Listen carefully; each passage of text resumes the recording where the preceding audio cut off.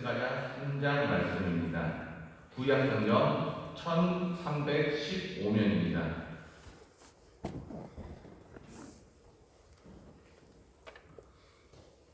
스가랴 3장 말씀입니다. 다 함께 합독하시겠습니다. 대제사장 여호수아는 여호와의 사자 앞에 섰고 사단은 그의 우편에 서서 그를 대적하는 것을 여호와께서 내게 보이시니라.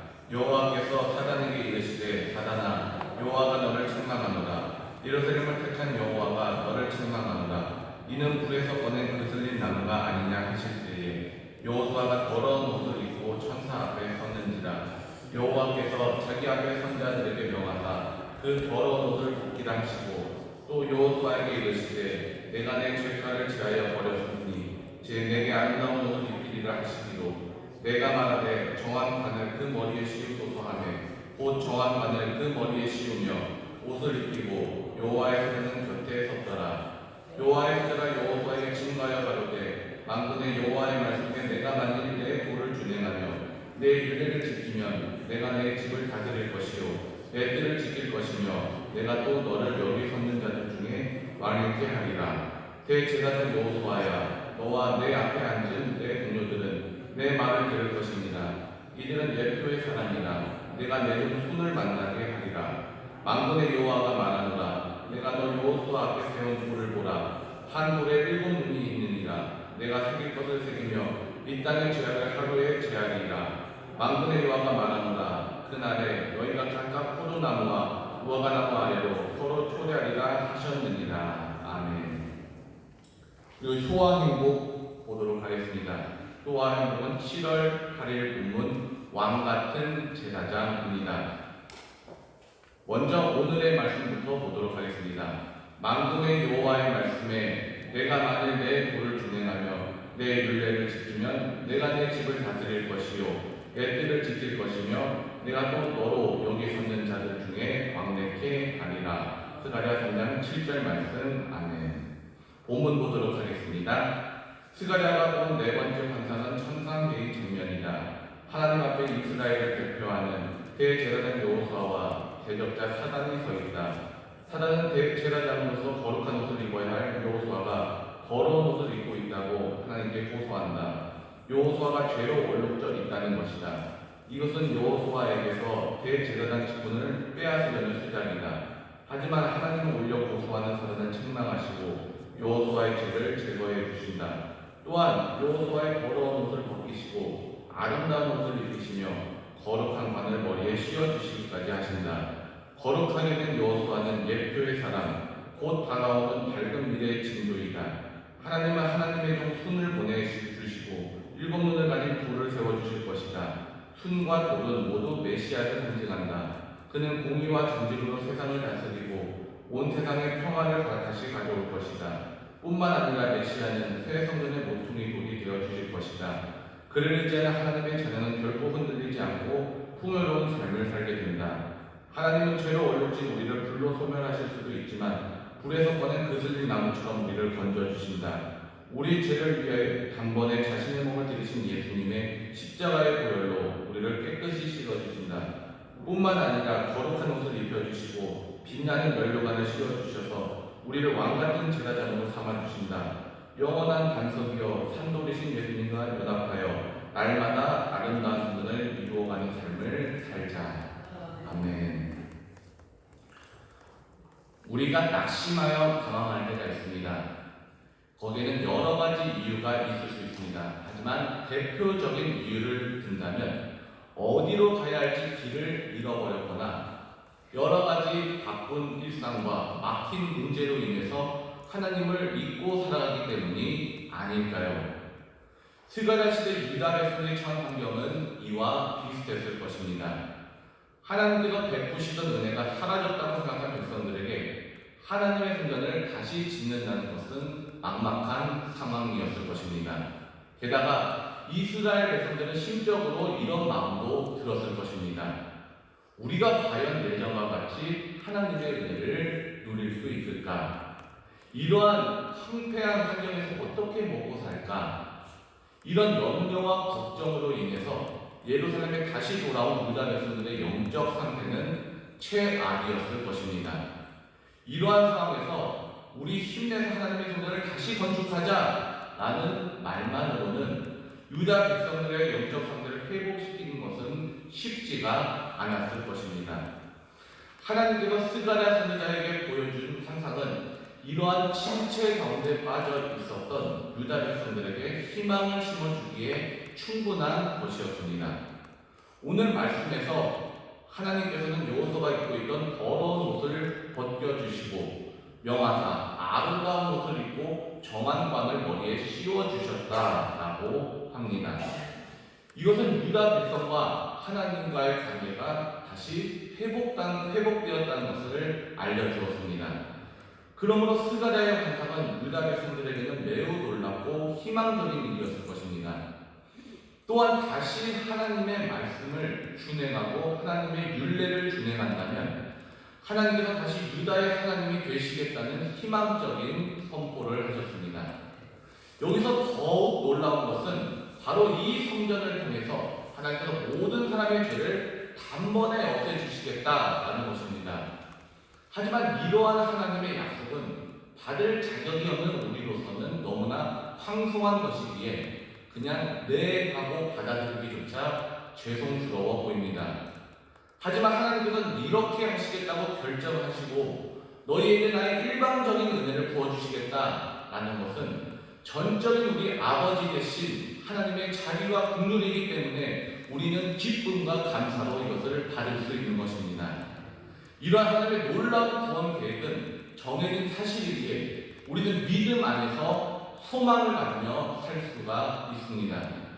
오늘도 하나님께서는 우리에게 자신의 모든 것을 보여주시면서 우리가 하나님의 놀라운 구원 계획에 동참하기를 원하신다는 사실을 생각하시며 오늘 말씀 중에 하나님의 마음과 뜻을 깊이 알아가는 시간 되시기를 진심으로 소망합니다. 오늘 본문 1절을 보면 하나님과 사단이 또 그 천사들이 천상회의를 하는 모습이 나옵니다. 사실 회의라기보다는 법정 이미지가 조금 더 강합니다. 사탄이 고발하는 모습은 나오지 않았지만 이미 무슨 말을 했던 것 같습니다. 사탄이 대제사장 여호수아를 고발했습니다. 고발한 이유는 대제사장 여호수아의 옷이 더러워졌다라는 것입니다. 근데 옷이 더러운 게 무슨 대수인가 라고 생각하실 수도 있지만 이것은 사실 심각한 문제였습니다. 왜냐하면 백성들의 죄가 속죄일에 대제사장을 통해서 깨끗해져야 하는데 대제사장이 지금 더러워져 있는 것입니다. 이것은 큰 문제인 것입니다. 하물며 대제사장 여호수아의 옷이 더럽다면 이스라엘 백성들의 옷의 상태는 어떻겠습니까? 더 말할 것도 없는 것입니다. 여호수아가 입는 옷이 더러웠다는 것은 세상 욕심과 하나님 말씀에 대한 불순종의 더러운 옷을 입고 있는 모습을 보여주고 계신 것입니다. 그러므로 이 더러움은 이스라엘 백성 모두의 더러움, 즉 죄였습니다. 오늘 저와 여러분의 옷은 어떻습니까? 여기서 말하는 옷은 입는 옷을 말하는 것이 아니라 아시다시피 우리의 마음의 상태를 말하는 것입니다. 곧 우리의 마음의 상태가 어떠하냐라는 것입니다. 마음이 더러우면 그 사람의 모든 것이 다 더러운 것입니다. 우리 속에는 무엇으로 채워져 있습니까? 하나님이 우리 안에 들어와 계십니까? 하나님이 우리 안에 계시지 않으면 평소에 아무리 깨끗해 보이고 신앙이 좋아 보이는 사람일지라도 어려운 환경과 또 고난 앞에서 원망하게 되고 낙망하게 되고 포기하게 되는 것입니다. 그 사람의 본래 모습이 다 드러나게 되는 것입니다. 그러므로 사탄이 하는 일이 무엇입니까? 이러한 죄에 대해서 사탄이 고발하는 것입니다. 이 사람 좀 보세요. 이 사람 작은 일에도 쉽게 넘어지네요. 문제 앞에서는 어쩔 수 없네요. 지금 하나님을 원망하고 있어요. 그러므로 베드로전서 5장 8절에서 10절 말씀에는 이렇게 기록하고 있습니다. 근신하라 깨어라 너희 대적마귀가 우는 사자와 같이 두루다니며 삼킬 자를 찾나니 너희는 믿음을 굳게 하여 저를 대적하라. 이는 세상에 있는 너희 형제들도 동일한 고난을 당하는 줄을 알미니라. 모든 은혜의 하나님 곧 그리스도 안에서 너희를 부르사 자기의 영원한 영광에 들어가게 하시니가 잠깐 고난을 받은 너희를 친히 온전케 하시며 굳게 하시며 강하게 하시며 털을 견고케 하시리라. 권력의 세대 무궁토록 그에게 있을지어다. 아멘이라고 했습니다. 사탄은 이와 같이 모든 사자와 같이 항상 진리를 대적하며 하나님의 은총을 그 백성들에게 빼앗으려고 돌아다니며 고발하는 것입니다. 이스라엘의 긴 여정을 통해 본다면 그들의 죄는 분명했습니다. 우상을 숭배했으며 하나님보다도 다른 것들을 더 사랑했습니다. 포로로 잡혀가고 이스라엘로 귀환한 그들의 모습은 한마디로 더러움으로 가득 찼습니다. 이때 더러움은요, 옷에 먼지가 조금 묻은 정도가 아니라 마음의 상태가 오물과 배설물로 다 더러워졌다는 말입니다. 그러므로 사탄의 고발은 정당한 고발이었습니다. 이스라엘은 하나님 앞에 잘못했고 하나님의 심판을 받아야만 했습니다. 그러나 하나님은 죄값을 치러야 하는 우리를 심판하는 대신에 오히려 그 사탄을 책망합니다. 오늘 본문 2절 말씀입니다.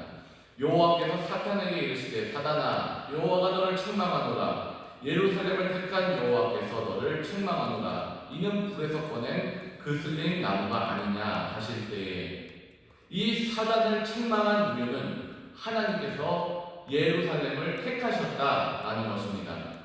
대제사장 여호수아와 그 백성들이 잘하고 있는데 왜 그러냐라는 것이 아니라 하나님의 택하심으로 거룩함을 입었다라는 것입니다. 그들의 죄와 허물이 없어서가 아니라 그들의 죄와 허물을 하나님께서 보시지 않으신다라는 것입니다. 그러므로 이스라엘을 선택한 것도 그들이 잘나고 의로워서가 아닙니다. 신명기 7장 7절에서 8절을 보면 여호와께서 너희를 기뻐하시고 너희를 택하심은 너희가 다른 민족보다 수요가 많은 연고가 아니라 너희는 모든 민족 중에서 가장 적으니라. 여호와께서 다만 너희를 사랑하심으로 인하여 또는 너희 열조에게 하실 맹세를 지키려 하심을 인하여 자기의 권능의 손으로 너희를 인도하여 내시되 너희를 그종되었던 집에서 애굽왕 바로의 손에서 속량하셨나니 라고 했습니다. 하나님의 부르심과 택하심에는 후회가 없으시고 하나님은 그런 그들을 사랑하시기 때문에 그렇게 하신 것입니다. 그래서 로마서 8장에는 이렇게 말씀합니다. 누가 감히 송사하리요? 누가 감히 고발하리요? 라고 하는 것입니다.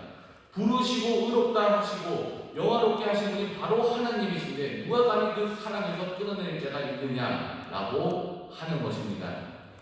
하나님은 이 사랑을 베푸시기 위해서 말로만 하신 것이 아니라 그 말씀하신 바를 친히 이루시는 분이십니다. 그리고 이어서 2절 하반부를 보면 이는 불에서 꺼낸 그슬린 나무가 아니냐라고 말씀하십니다. 사단의 고발대로 불에 그슬려서 더럽게 된 여호수아였습니다. 그 당시 심판 장소인 바벨론 포로에서 그들을 끄집어내셨지만 여전히 더러운 옷을 입고 있습니다. 그러니 사탄의 고발 때문만이 아니라 누가 봐도 죄로 물든 더러운 옷을 입고 있는 것입니다. 오늘 본문 3절에 보면요, 여호와의 음성을 듣는 순간에 여호수아를 보니 더러운 옷을 입고 천사 앞에 서 있습니다. 더러운 옷을 입고 있다는 것은 수동태로 되어 있습니다. 곧 입혀져 있다라는 것입니다. 이 말은 다시 말해 자신의 힘으로는 스스로 더러운 옷을 벗을 수가 없다라는 것입니다. 자신이 입은 것이라면 스스로 벗을 수 있을 것입니다. 그러나 자신이 입은 것이 아니라 입혀진 것이기 때문에 스스로 벗을 수가 없는 것입니다. 우리는 죄를 스스로 이기지 못합니다. 시편 65편 3절에 의하면 죄악이 나를 이기었사오니 우리의 죄가를 주께서 사하시리이다 라고 했습니다. 또 시편 130편 3절에서 4절 말씀을 보면 여호와여 주께서 죄악을 감찰하실진데 주여 누가 서리이까 그러나 사유하심이 주께 있음은 주를 경외케 하심이니이다 라고 하고 있습니다. 아무리 여호수아가 대제사장이라고 하여도 인간이기 때문에 자신의 죄를 깨끗하게 할 수 없는 것입니다. 죄를 이길 수 있는 사람은 이 세상에 아무도 없다라는 말씀입니다. 그렇다면 누가 이 사망의 몸에서 구원해 낼 수 있겠습니까? 오늘 본문 4절 말씀입니다. 다 함께 읽어보도록 하겠습니다. 4절 말씀입니다. 여호와께서 자기 앞에 선자들에게 명령하사 그 더러운 옷을 벗기라 하시고 또 여호수아에게 이르시되 내가 내 죄악을 제거하여 버렸으니 내게 아름다운 옷을 입히리라 하시기로. 여호와께서 자기 앞에 선자들에게 명하시기를 그 더러운 옷을 벗기라 라고 말씀하십니다. 스스로 더러운 옷을 벗을 수 없습니다. 그러니 하나님께서 그 옷을 벗겨주셔야만 하는 것입니다. 그 옷을 벗기는 것은 하나님께서 우리의 죄를 사하여 주신다는 겁니다. 그 더러운 죄를 하나님께서 제거하여 버리셨다는 겁니다. 그렇습니다. 용서하심과 구원하심은 우리 주 예수 그리스도께 있습니다. 예수님은 죄에 더러워진 옷을 입고 있는 우리를 다가와서 안아주시고 우리의 구원의 옷 그리고 의의 옷을 입혀주셨습니다. 그리고 6절부터 10절까지 하나님의 계획을 말씀하십니다. 그 내용은 이렇습니다. 새싹이라 부르는 나의 종을 보내겠고 돌 같은 이가 이 땅의 죄를 하루 만에 없애겠다라고 말씀하십니다. 마지막으로 이스라엘 산에 누렸던 최고의 시절인 솔로몬 때처럼 호두나무와 무화과나무 아래로 서로를 초대한 날이 곧 올 것이다 라고 약속하고 계십니다. 그런데 여기서 새싹은 누구를 의미할까요? 바로 예수 그리스도를 의미합니다. 그러므로 하나님께서 내 종순 그 새싹을 보내시고 돌 같은 이를 세우셔서 죄악을 하루 만에 없애시겠다라는 이야기는 예수님을 이 땅에 내려 보내셔서 우리의 죄의 문제를 해결해 주시고 하나님 나라를 이 땅에서 이루시는 그 계획을 보이고 계시는 것입니다. 하지만 하나님께서 이처럼 놀라운 계획을 계획하셨는지 아무도 알아차리지 못했습니다. 마찬가지로 우리 또한 이제는 너무나도 쉽게 그 놀라움에 익숙해져 버렸습니다. 그래서 그 놀라우신 계획을 잃어버릴 때가 많이 있는 것 같습니다. 저에게 있어서 가장 큰 목적은 여러분들에게 하나님의 복음을 잘 전달하는 것입니다. 그러다 정작 제가 하나님의 복음이 무엇인지 하나님이 제게 주신 은혜가 무엇인지 잃어버리는 것만큼 더 큰 잘못은 없습니다. 근데 문제는 저에게도 이런 일이 발생한다는 것입니다. 이런 일이 왜 발생하겠습니까? 주어진 일에 집중하다 보니 정작 저에게 있어야 할 하나님의 은혜를 잃어버렸기 때문입니다. 저도 순간순간마다 잊기 쉬운 것이 일과 시간에 쫓기다 보니 제게 임한 하나님의 은혜와 저에게 하나님이 필요하다는 사실을 잃어버릴 때가 있습니다. 그럴 때 정말 마음이 아픕니다. 주님, 제가 주님이 필요한 사람인데요. 제가 그걸 또 잊어버렸네요. 주님, 제가 주님보다 조금 더 앞서 나갔네요. 여러분이 무엇을 하든지 간에 하나님의 은혜를 기억하시기 바랍니다. 예수님의 십자가의 대속의 은혜를 기억하시고 그분이 나에게 어떤 분이신지 평생 간직하고 사시기를 바랍니다. 더러운 누더기 옷을 입고 하나님 앞에 섰던 여호수아를 기억하십시오. 그게 지금 우리의 모습입니다. 그런 우리를 바라보시는 하나님을 떠올리시기 바랍니다. 하나님은 우리의 죄악된 모습을 바라보시면서 예수님의 십자가를 떠올리셨습니다. 하나님은 처음부터 아무렇지도 않게 기계적으로 움직이시지 않았습니다. 너무나도 사랑하는 그 찬송물이 죄로 물든 더러운 옷을 입고 있다는 그 애처로움과 그 죄를 씻기 위해서는 하나님의 아들이 죽임을 당해야 한다는 그 아픔을 가지고 계셨습니다. 그러므로 우리는 기억해야만 합니다. 예수 그리스도의 희생과 승리로 말미암아 우리가 지금 이 구원을 얻고 참된 평안과 안식을 누리게 되었음을 기억해야 합니다. 그리고 또 우리는 감사해야 합니다. 죄 사하심과 구원하심이 보좌에 계신 어린 양에게 이르기에 찬송과 존귀와 영광을 세세토록 그에게 돌리는 것입니다. 그리하여 그의 은혜를 힘입어 하나님의 자녀된 자들이 함께 모여 오직 우리 주 예수 그리스도께 영광 돌리는 삶을 사시기를 진심으로 소망합니다.